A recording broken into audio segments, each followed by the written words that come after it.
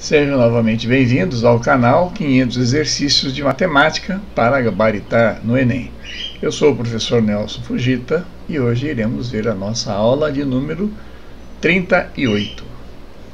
Hoje iremos abordar várias questões de desenho projetivo, né?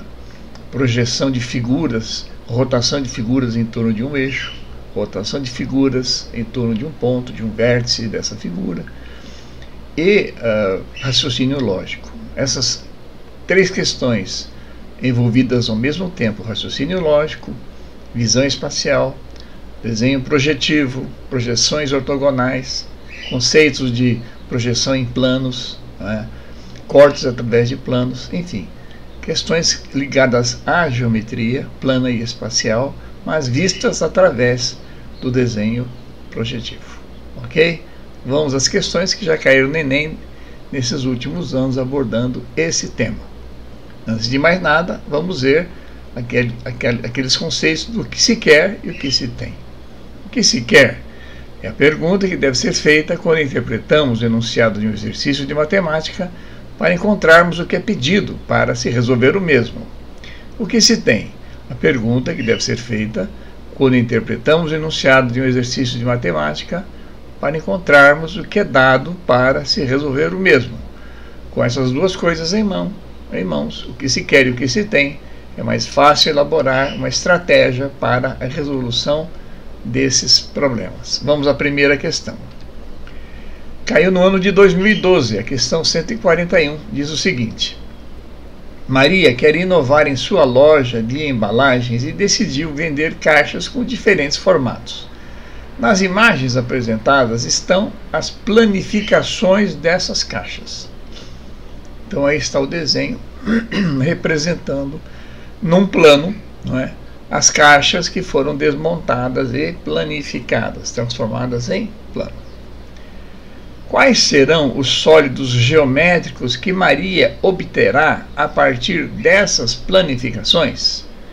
Cilindro, prisma de base pentagonal e pirâmide, cone, prisma de base pentagonal e pirâmide, cone, tronco de pirâmide e pirâmide, cilindro, tronco de pirâmide e prisma, ou cilindro, prisma e tronco de cone. Vamos à resolução. O que se quer? Quais os sólidos geométricos formados ao se montar as planificações da figura? O que se tem? Três figuras planificadas. A primeira são dois círculos tangentes a um retângulo. A segunda, dois pentágonos tangentes a 5 retângulos inseridos em um retângulo maior. Dois pentágonos tangentes a 5 retângulos menores inseridos dentro de um retângulo maior. E C, 4 triângulos equiláteros justapostos por um dos lados, formando um triângulo maior. Ok? Vamos à resolução.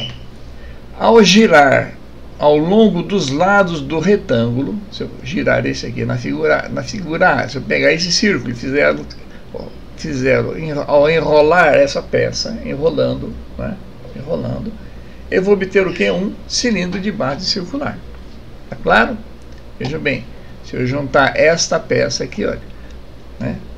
Se eu pegar os dois círculos, virar aqui para baixo e enrolar outra peça, esses dois círculos serão as bases do cilindro, e esse retângulo vai formar a superfície lateral do mesmo. Para a figura B, a dobradura desses retângulos vai produzir um prisma de base pentagonal. Essa figura é similar à anterior, só que antes aqui nós tínhamos uma base circular, aqui nós vamos ter a base pentagonal. Ao invés de termos um cilindro, né, vamos ter o quê? Um pentágono, um prisma de base pentagonal. Ok? Prisma reto de base pentagonal.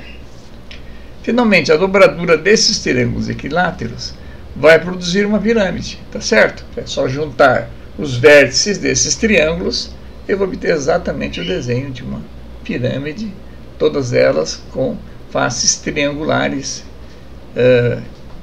equiláteros, ok? Então, a pirâmide, e a resposta, portanto, é a resposta A: cilindro, prisma de base pentagonal e uma pirâmide. Ok? Vamos para a próxima.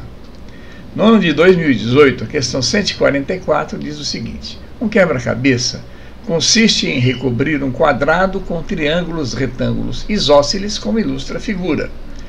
Um artesã confecciona um quebra-cabeça como descrito, de tal modo que a menor das peças é um triângulo retângulo isósceles, cujos catetos medem 2 centímetros.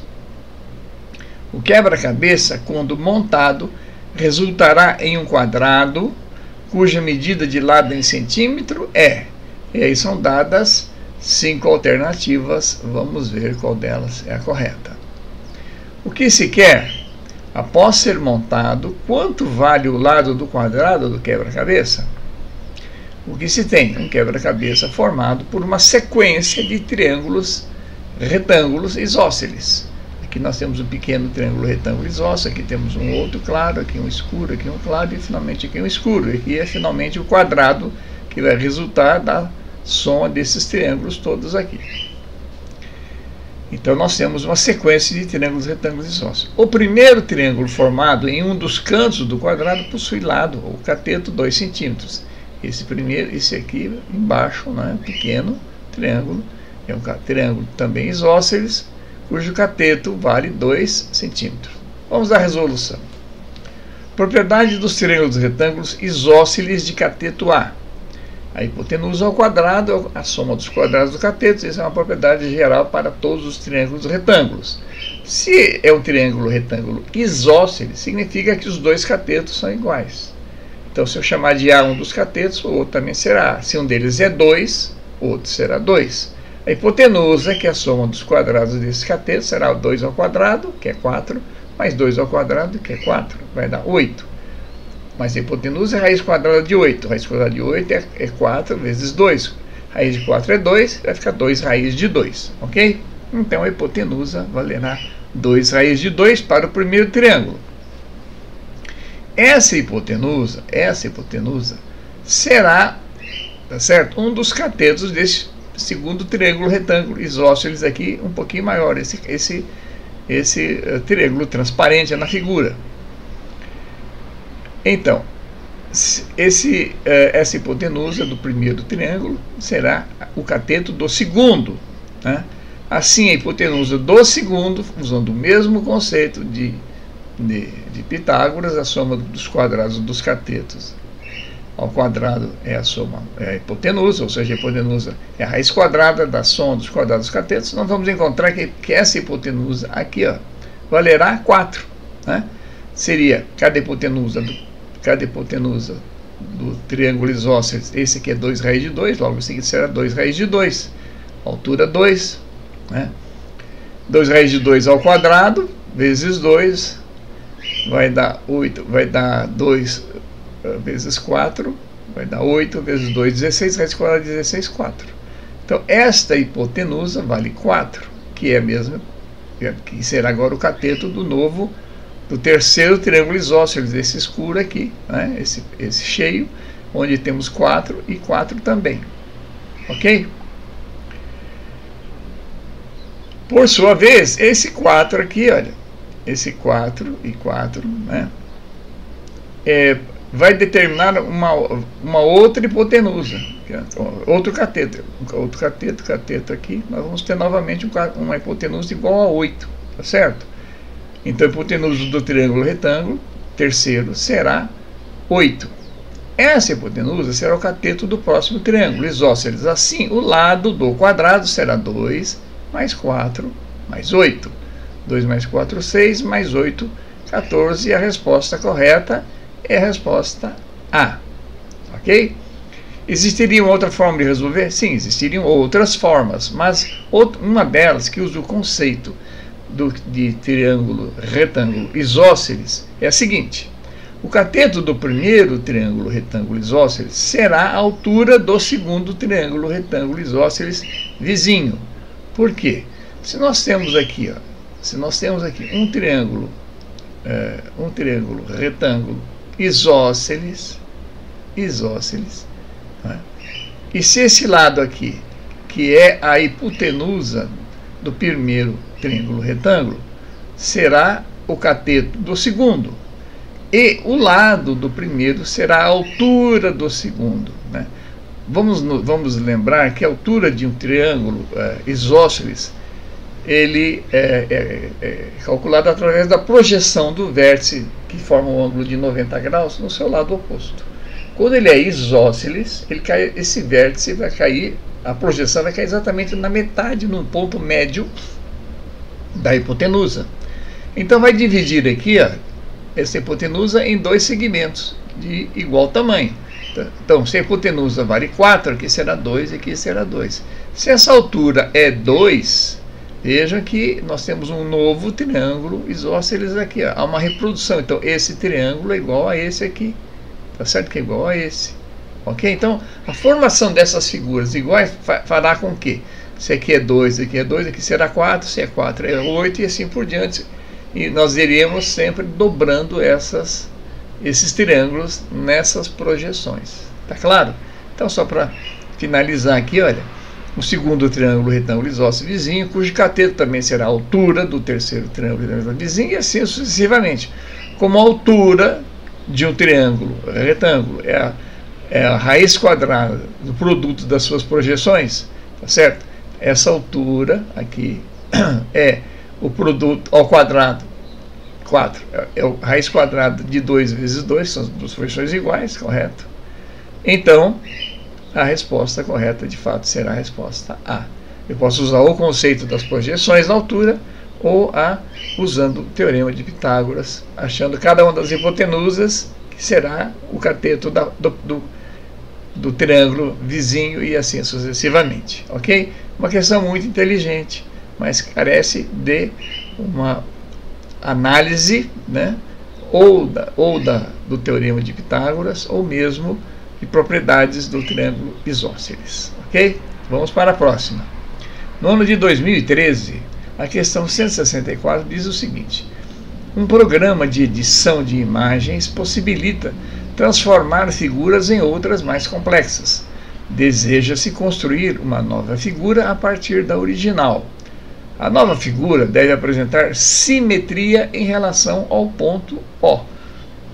Então nós temos aqui um quadrado, um retângulo branco dentro desse quadrado, dois triângulos retângulos aqui dentro, isósceles, semelhantes, não é? Semelhantes, dois triângulos retângulos semelhantes, um cheio e um mais clarinho. Tá, então isso aqui é um quadrado, esses dois triângulos são iguais e um vértice O, essa figura original.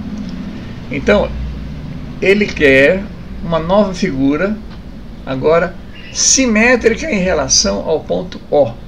Ele tem que girar em torno do ponto O e vai surgir uma nova figura. Então pergunta se a imagem que representa a nova figura é essa figura A, B, C, D ou E. Vamos à resolução. O que se quer? Qual imagem representa a figura simétrica da figura original em relação ao ponto O? O que se tem? O ponto O é um dos vértices do quadrado original e do retângulo branco nele inserido, e se localiza na parte inferior à direita da figura.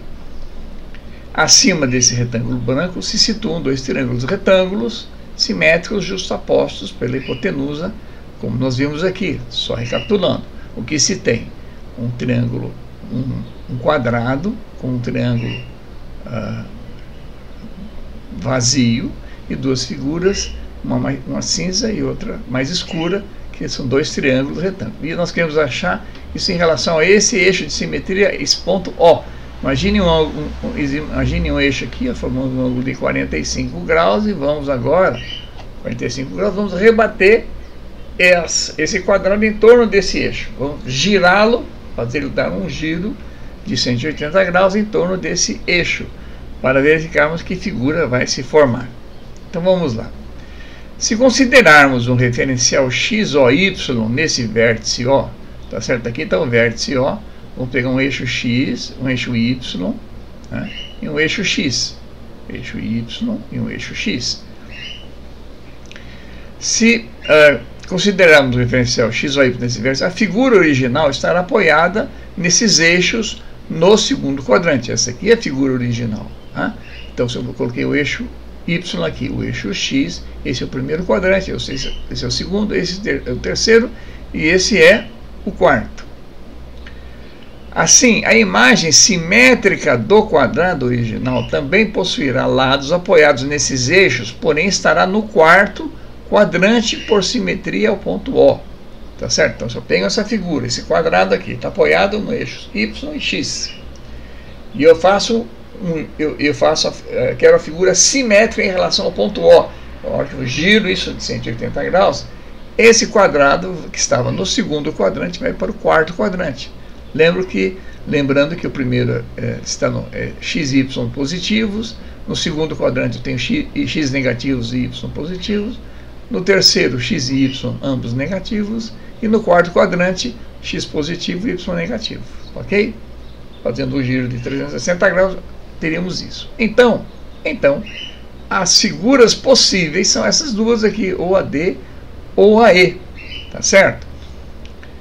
Então, por simetria ponto O, assim as alternativas possíveis serão AD ou AE, porque as outras mostram o que? A figura simétrica no segundo quadrante, no primeiro quadrante. Isso não é possível, tá certo? Se é a simetria em relação a esse vértice O, eles têm que estar obrigatoriamente no quarto quadrante. Então, seria uma dessas possíveis respostas. Vamos continuar analisando. O quadrado original possui acima de O outro vértice que coincide com o vértice do ângulo reto do triângulo retângulo cinza. Veja bem, se eu pegar esse outro vértice aqui, olha, que está no lado oposto ao ponto O, na parte superior do quadrado, vamos chamar assim, ao fazer a simetria em relação ao O, esse vértice tem que estar no lado oposto, tem que estar aqui. Esse ponto aqui teria que estar aqui. Opa, então qual dessas duas projeções corresponde à projeção real? Eu tenho que pegar esse ponto aqui, ele tem que vir para cá, ok? Esse ponto aqui e vir para cá. Então vamos lá. A imagem simétrica do vértice desse ângulo reto estará localizado no eixo Y equidistante de O. Vai estar no eixo Y equidistante de O. Logo, a figura simétrica da figura original é descrita na alternativa E. Por quê? Porque se nós olharmos esse vértice aqui, ó, do quadrado, ou desse triângulo retângulo, veja que ele tem que ser o quê? Exatamente o vértice onde se localiza o ângulo reto do triângulo cinza. Portanto aqui teria que estar o quê? O triângulo retângulo, o vértice desse triângulo retângulo cinza. Então, e como não está, não é essa alternativa D, é a alternativa E. Vejam que esse vértice teria que ter esse vértice aqui, esse outro triângulo retângulo aqui teria que estar aqui. E de fato a figura correta, a figura simétrica, é a alternativa E. Então vejam que essa figura de um quadrado girando em torno de dos vértices, tá certo? Em relação a um eixo de simetria, vai produzir um outro quadrado, tá certo? Se estava no segundo quadrante, vai surgir no quarto quadrante, tá certo? É a primeira condição que eliminamos três outras alternativas, né? E essa última, dentre as duas que restaram, a gente definiu através da simetria de um dos triângulos retângulos, ok? Vamos para a próxima. No ano de 2013, a questão 180 diz o seguinte: gangorra é um brinquedo que consiste de uma tábua longa e estreita, equilibrada e fixada no seu ponto central, o pivô. Nesse brinquedo, duas pessoas sentam-se nas extremidades e alternadamente impulsionam-se para cima, fazendo descer a extremidade oposta, realizando assim o movimento da gangorra. Eu acho que todos já brincaram algum dia em uma gangorra, tá certo? Uma haste de madeira, no meio, na parte central, um pivô que permite ela girar, tá certo? Quando uma das extremidades está embaixo, a outra está em cima e vice-versa. Considere a gangorra representada na figura em que os pontos A e B são equidistantes do pivô que está no meio dessa gangorra. A projeção ortogonal da trajetória dos pontos A e B sobre o plano do chão, sobre esse plano do chão, da gangorra, quando essa se encontra em movimento, ou seja, quando ela está fazendo esse movimento de rotação em torno do pivô, para cima e para baixo, é A, 2 pontos, aí B, 2 segmentos de reta, C, 2 arcos de circunferência, D, 2 segmentos de reta verticais, ou E, 4 segmentos de reta formando um V invertido em um normal. Vamos então à resolução. O que se quer? Que figura representa a projeção ortogonal da trajetória dos pontos A e B sobre o plano de chão da gangorra em movimento. O que se tem? Um segmento de reta AB, cujo ponto médio M representa o pivô da gangorra. A gangorra executa movimento circular, um arco de circunferência em torno do pivô M. Então, esse aqui é M, tá certo? M, então a gangorra girando em torno de M, tá certo? O que acontece com esses dois extremos da gangorra? Vão ser pontos de uma circunferência fazendo esse movimento aqui, descrevendo arcos de circunferência, né, na sua posição real. Se eu olhar de frente para a gangorra, eu vou enxergar aqui.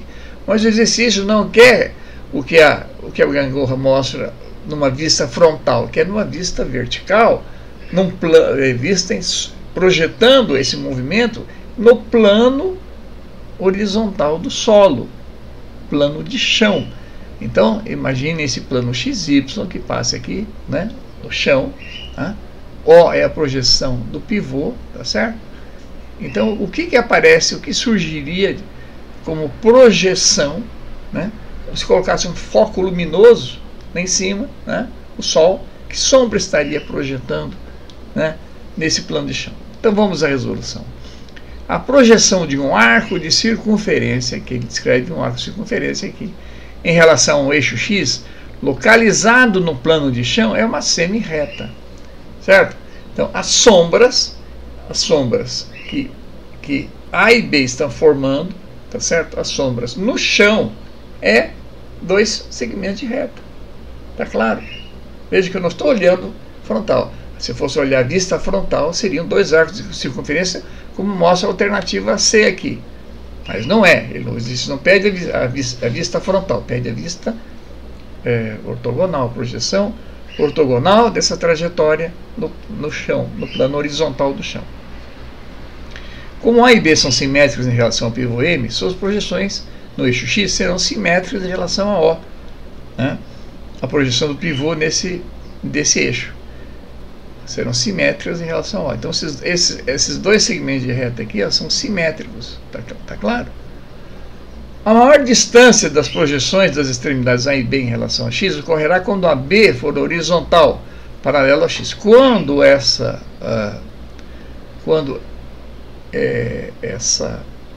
gangorra estiver na posição horizontal, né, posição horizontal, A e B vão estar nos seus pontos mais afastados do pivô na projeção, tá certo? Na projeção, né?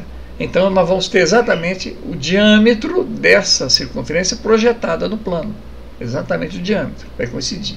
Então esses 2 pontos aqui são os pontos mais afastados que correspondem a esse ponto do diâmetro aqui, tá? E A e B seriam exatamente nos pontos onde ele toca no solo, que é o ponto mais próximo. Então, a maior distância das projeções em relação a X ocorrerá quando a B for horizontal, ou seja, paralela a X. E a menor delas, quando um desses pontos toca o solo, o ponto A ou B coincidindo com a sua projeção. Portanto, a resposta correta é a resposta B, como havia comentado, né? A projeção de uma semicircunferência será um segmento de reta. Ok? Vamos para a próxima. No ano de 2012, a questão 154, ela diz o seguinte: João propôs um desafio a Bruno, seu colega de classe. Ele iria descrever um deslocamento pela pirâmide a seguir, e Bruno deveria desenhar a projeção desse deslocamento no plano da base da pirâmide. O deslocamento descrito por João foi: mova-se pela pirâmide sempre em linha reta do ponto A ao ponto E, do ponto A ao ponto E, a seguir do ponto E ao ponto M, a seguir do ponto E ao ponto M, e depois de M até C. Só que O Bruno tem que fazer esse desenho, tá certo? Aonde?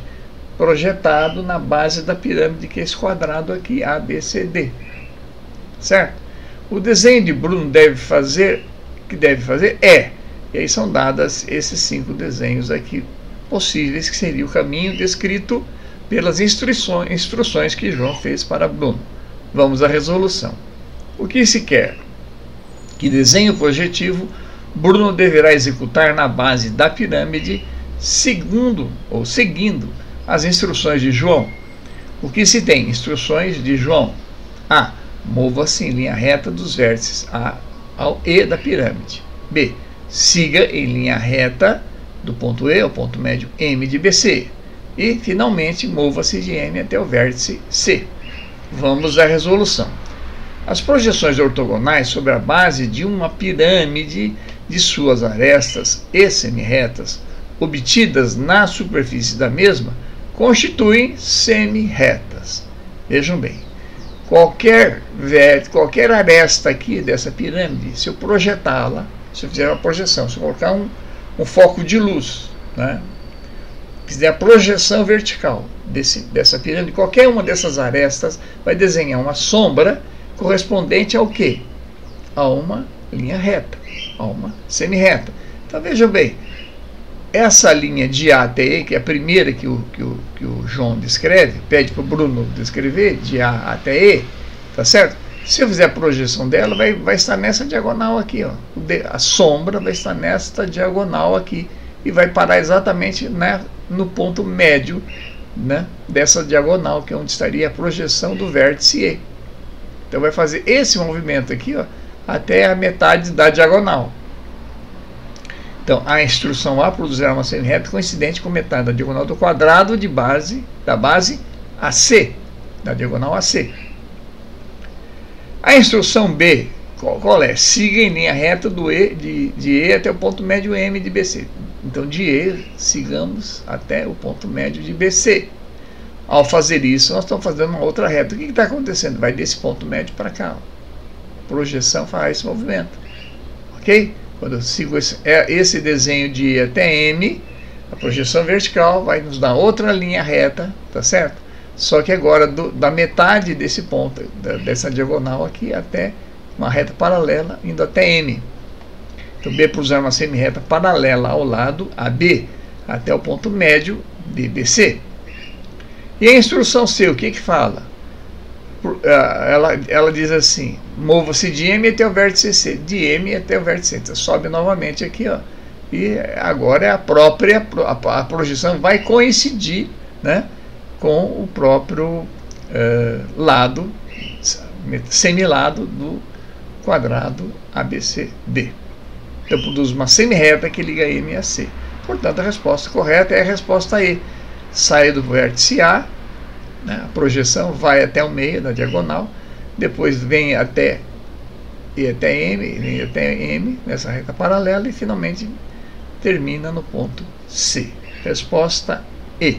Ok? Uma das propriedades então do desenho projetivo, tá certo? Projeção ortogonal, para a gente imaginar, sempre imagine um foco de luz, né, ou um sol a pino, né, fazendo as sombras, e essas sombras a gente consegue então visualizar, né, dessa forma. Então, lembrando que projeção de uma aresta, de qualquer reta, né, vai produzir uma nova reta ou um ponto, se tiver exatamente, se essa reta for vertical. Ok? Vamos para a próxima. No ano de 2012, a questão 166 diz o seguinte: o globo da morte é uma atração muito usada em circos. Ele consiste em uma espécie de jaula em forma de uma superfície esférica feita de aço, onde motoqueiros andam com suas motos por dentro. A seguir, tem-se na figura 1 uma foto de um globo da morte, e na figura 2 uma esfera que ilustra um globo da morte. Então nós temos aqui na figura 1 o globo da morte real, mostrando aqui, ó, uma jaula, né, com formato esférico, tá certo? E dentro dessa jaula uma moto vai rodar usando então a força centrípeta, né, para se manter em equilíbrio dentro da moto, dentro da jaula. Então, o globo da morte, a moto roda em vários sentidos, várias direções, tá certo? E ela não cai, porque a força centrípeta empurra a moto para contra as paredes do globo e ela se mantém em equilíbrio. Essa força G, ou mais que G, né, proporcionado pela força C, o que é? O decorrente dessa aceleração pela velocidade angular que ela descreve dentro do globo da morte. Vamos lá. Na figura 2, que é que representa esse globo, o ponto A está no plano do chão, onde está colocado o globo da morte. O segmento AB passa pelo centro da esfera e é perpendicular ao plano do chão. Então, esse círculo, ou essa circunferência que está aqui mostrada, ela é perpendicular ao plano de chão e paralela e perpendicular ao eixo de simetria, né, horizontal. Suponha que é um foco de luz direcionado para o chão. Então o foco de luz está lá em cima, né, foco de luz, e olhando agora a moto, o motoqueiro girando aqui dentro, foco de luz vertical, fazendo ele girar. E que o motoqueiro faz um trajeto dentro da esfera, percorrendo uma circunferência que passa exatamente pelos pontos A e B. Então o motoqueiro está fazendo esse movimento, subindo, bate em B, volta, desce, volta para A, subindo, vai em B, desce para A. Então digamos que faça esse movimento repetidas vezes. Ao fazer esse movimento, qual seria a projeção, a sombra, né, que o foco de luz estaria fazendo no plano horizontal? No plano horizontal. Seria um ponto, seria uma semicircunferência, seria uma circunferência, seria uma linha reta. Vamos ver a resolução. Então a imagem do trajeto feito pelo motoqueiro no plano do chão é melhor representada por qual dessas figuras? Vamos à resolução. O que se quer? Qual a figura plana melhor representa a projeção no plano do chão do movimento de uma moto no globo da morte?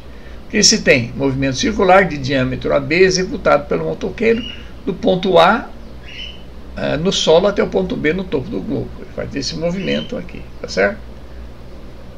O que mais tem? Da circunferência de diâmetro AB, A no solo, né, B no topo do globo, percorrida pela moto, é perpendicular ao plano de chão. Opa, então, ele é ser perpendicular, a projeção está sendo o quê? Está sendo uma linha reta.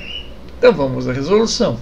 A projeção ortogonal dessa circunferência em relação ao plano horizontal, que contém um dos pontos extremos dessa circunferência de diâmetro AB, é uma semi-reta de comprimento AB, tá certo? É uma semi-reta de comprimento AB.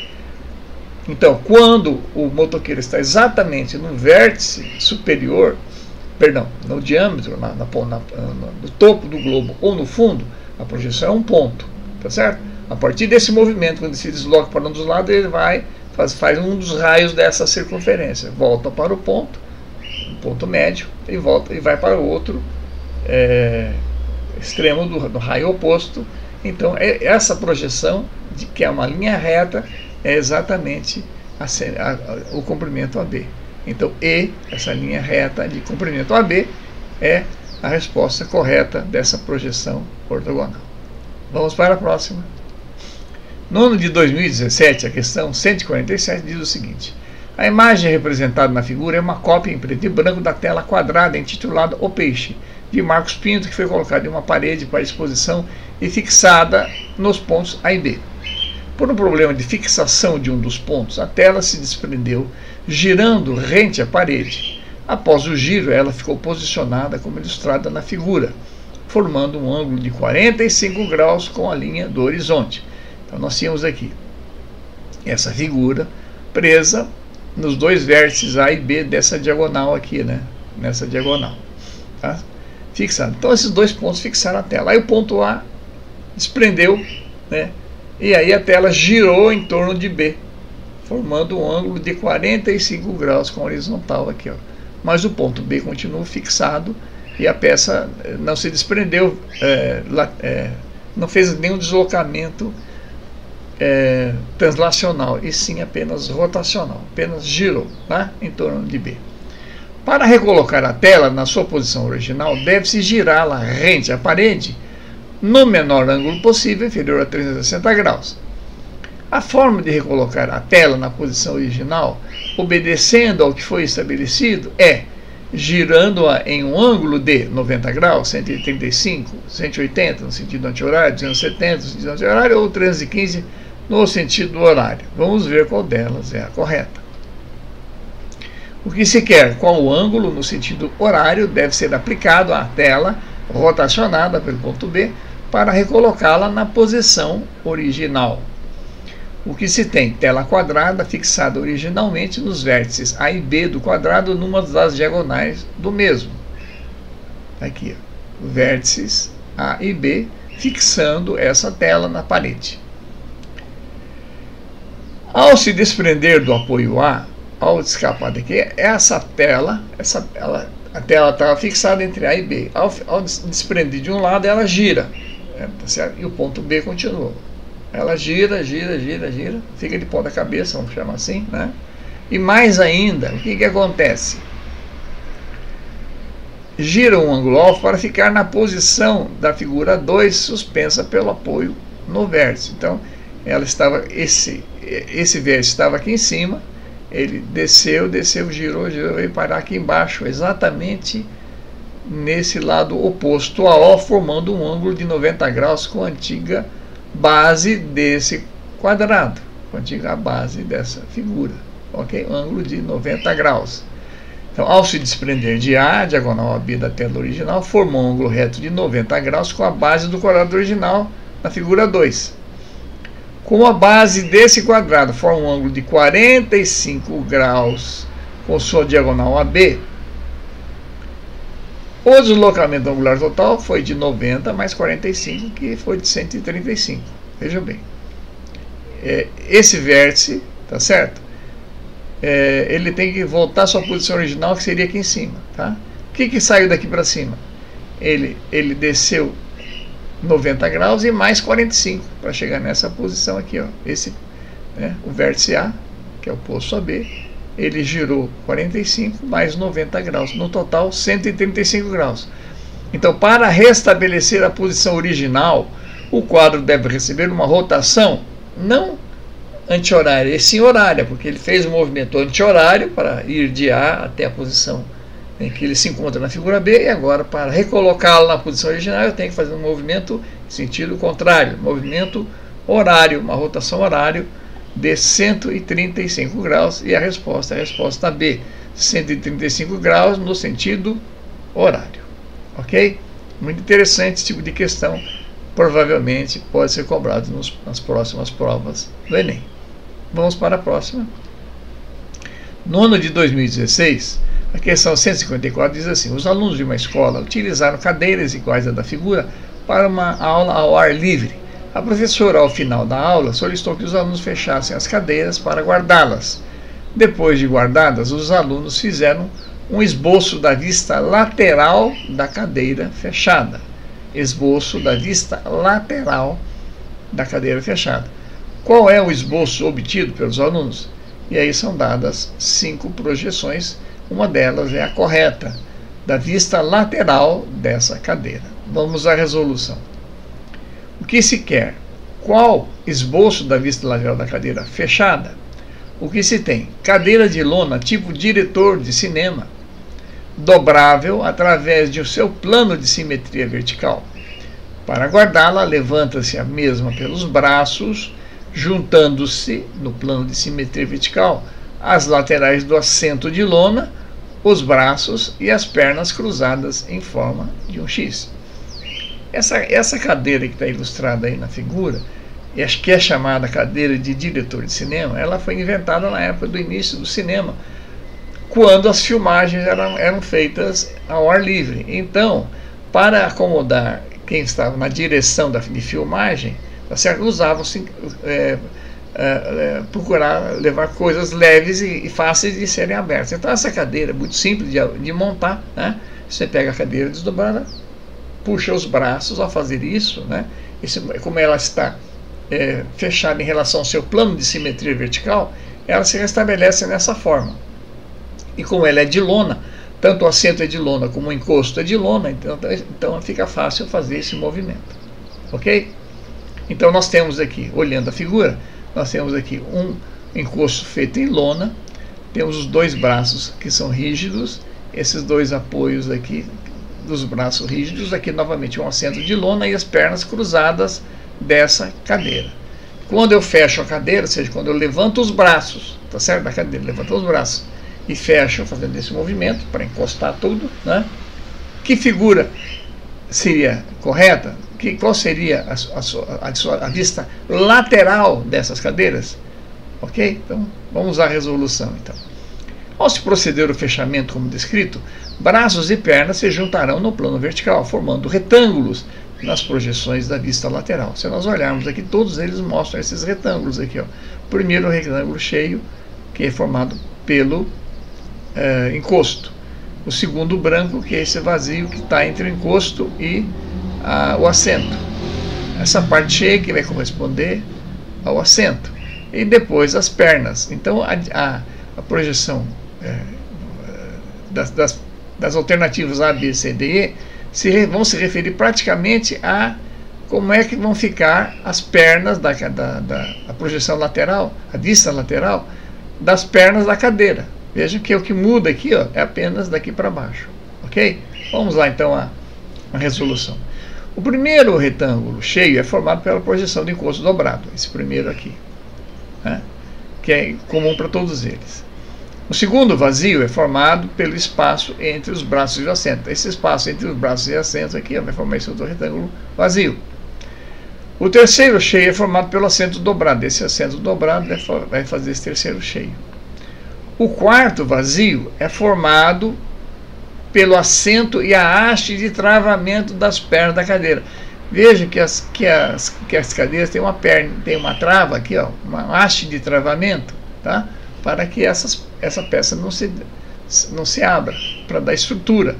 Então essa haste existe aqui e ela tem que formar um outro retângulo. Então essa figura que é descartada, porque não tem esse retângulo, essa também e essa também. Então sobra ou a alternativa A ou a alternativa B. Então de fato nós temos um retângulo branco aqui, mas não tem a haste mostrando. E aqui aparece na figura ser exatamente essa hastezinha aqui, ó, que faz o travamento das pernas da cadeira. Tá? E além dessa haste projetada, temos ainda dois pequenos segmentos de reta até o chão, que seriam essas pontinhas aqui, ó, né? Prolongamento da haste até o chão. Ok? Então a resposta correta é a resposta C.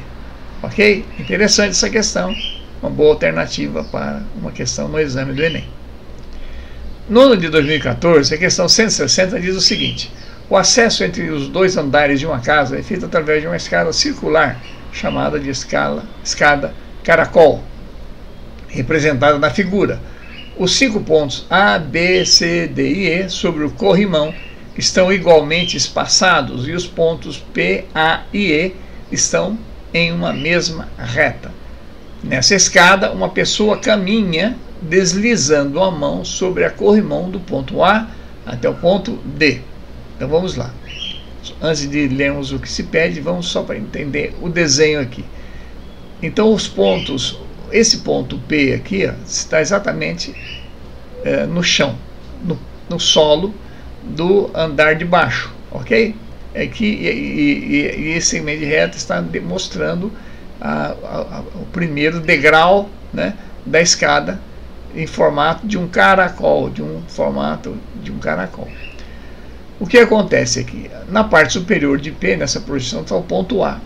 Esse ponto A aqui do corrimão vai descrever uma curva, tá certo? De A até B, de B até C, de C até D e de D até E. Mas o fato que o exercício diz é que a projeção de P, A e E são todos de uma linha reta, são todos uma projeção vertical. Então o ponto A vai para B, vai para C, vai para D, vai para E, mas o E e o A estão sobre a mesma projeção vertical. Então A, B, C, D e E. Se A e E estão sobre a mesma projeção vertical, a volta completa disso seria exatamente uma circunferência à projeção vertical. Então vamos à pergunta. A figura que melhor representa a projeção ortogonal sobre o piso da casa, o plano, do caminho percorrido pela mão dessa pessoa que está no corrimão é um arco de circunferência, um arco de parábola, 3/4 de uma circunferência, uma figura que não é uma circunferência e uma outra cruzada aqui.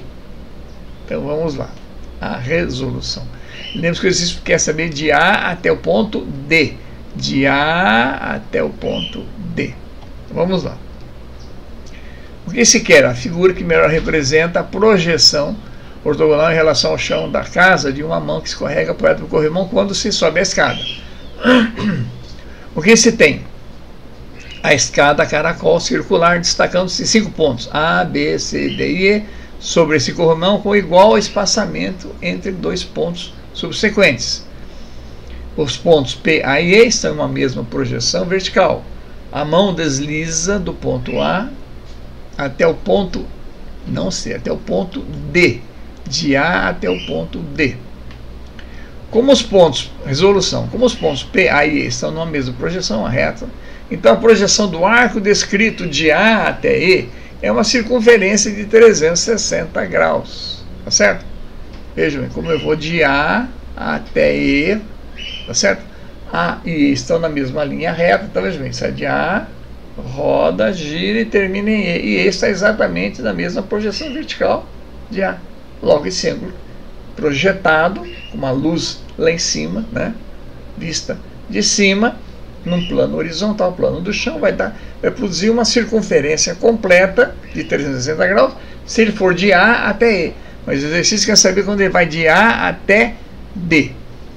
Se os espaçamentos entre os dois arcos vizinhos de A e E são iguais, então cada lance entre 2 pontos será de 360 graus dividido por 4, que é 90. Vou de A até B, 1 lance, B até C, 2 lances, C até D, 3 lances, e D até E, 4 lances. Então eu vou fazer 4 lances de 360, em 360 graus, então 360 por 4 vai dar 90 graus. Então cada lance é 90. O arco descrito pela projeção da movimentação da mão de A até D, são 3 lances, será um arco de 3 vezes 90, 270 graus. Então a sombra da mão se movimentando nesse corrimão, num plano horizontal, né, não será uma circunferência completa, será 3/4 dessa circunferência, porque o ângulo é de 270 graus e, portanto, a resposta é a resposta C. Ok? Ficou claro? Também muito interessante essa questão. No ano de 2016, a questão 139 diz o seguinte: a figura representa o globo terrestre e nela estão marcados os pontos A, B e C. Os pontos A e B estão localizados sobre o mesmo paralelo e os pontos B e C sobre o mesmo meridiano. É traçado um caminho do ponto A até C pela superfície do globo, passando por B, de forma que o trecho de A até B se dê sobre o paralelo, que passa por A e B, e o trecho de B até C se dê sobre o meridiano, que passa por B e C. Considere que o plano alfa é paralelo à linha do equador da figura. O plano alfa está aqui, ó, tá? Paralelo à linha do equador. A projeção ortogonal do plano alfa do caminho traçado no globo, que caminho? De A até B e depois de B até C. Essa figura aqui, duas retas, uma reta com ponto coincidente, um arco de circunferência, um arco de circunferência e uma semi-reta. Então vamos à resolução. O que se quer? Qual a projeção ortogonal no plano alfa do percurso traçado no globo de AB e BC? O que se tem? Pontos A e B do globo terrestre de um mesmo paralelo. Pontos B e C do globo terrestre de um mesmo meridiano. Bom, vamos aproveitar aqui rapidinho para a gente rememorar os conceitos do que sejam paralelos e meridianos.